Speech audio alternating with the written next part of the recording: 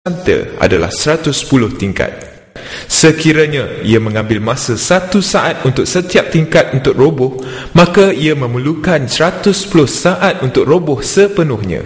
Namun, data dan video rakaman menunjukkan bahawa menara utara runtuh dalam masa 8.4 saat.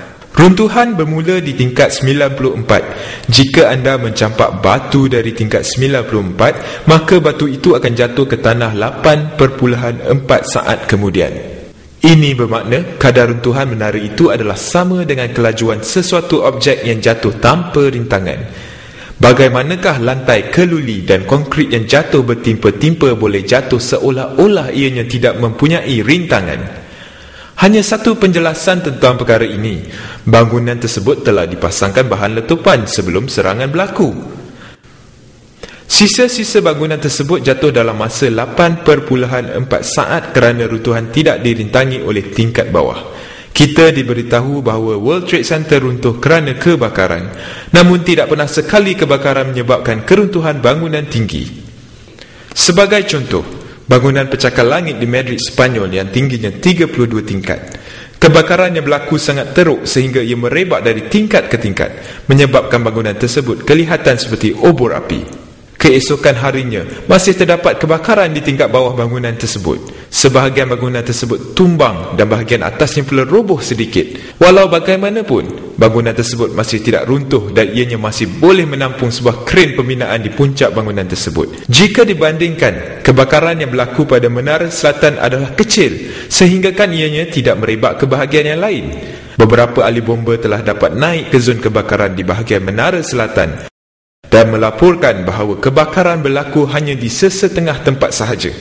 Namun begitu, kita diminta untuk mempercayai bahawa kebakaran itu cukup serius untuk menyebabkan menara tersebut runtuh selepas terbakar 56 minit. Ahli saintis telah menyediakan peta suhu di kawasan serangan selepas 5 hari berlakunya tragedi tersebut. Sepatutnya tapak kejadian akan bertambah sejuk. Tambahan pula pasukan bomba telah memanjurkan air ke seluruh kawasan itu. Tetapi yang pelik, satu bahagian di tapak kejadian bangunan 7 mencapai suhu lebih tinggi dari suhu melebu aluminium. Bahagian menara selatan di tapak kejadian juga menunjukkan suhu yang sama.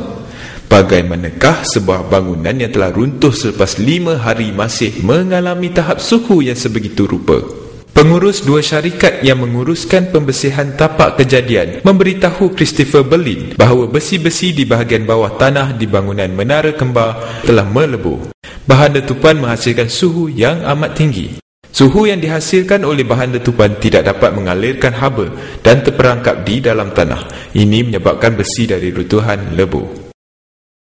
Bagaimana peranan media menggembar-gemburkan kisah Osama bin Laden dan pengganas Islam yang isunya timbul dalam sekelip mata saja, dalam usaha mereka meracuni fikiran rakyat Amerika dan dunia tanpa henti-henti hingga mereka mempercayainya.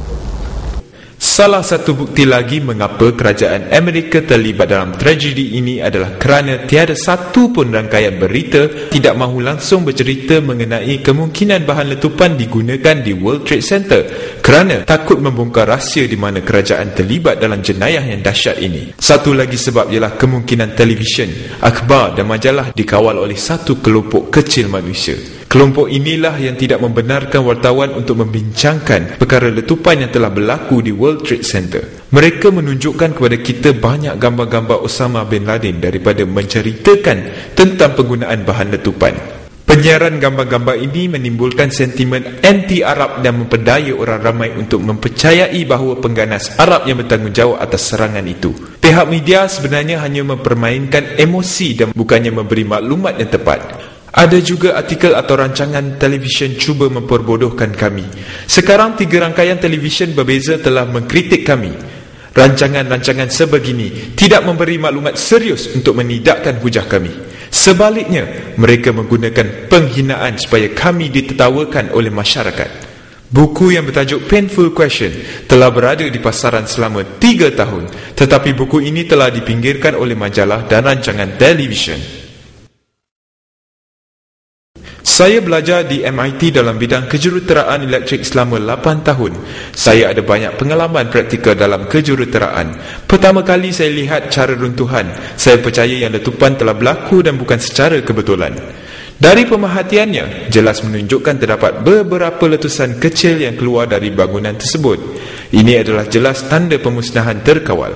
Buat masa sekarang, tiada satu pun laporan yang sahih dan tepat bagaimana menara tersebut runtuh. Dan persoalan yang sering diajukan, mengapa pelupusan besar-besaran bahan bukti dilakukan dan kenapa tapak runtuhan dibersihkan dengan teliti? Daripada seluruh sisa bangunan yang telah dimusnahkan, pihak National Institute of Standard and Technology yang sedang melakukan penyiasatan hanya dapat mengumpul lebih kurang 200 hingga 240 bahan bukti sahaja. Kebanyakan daripada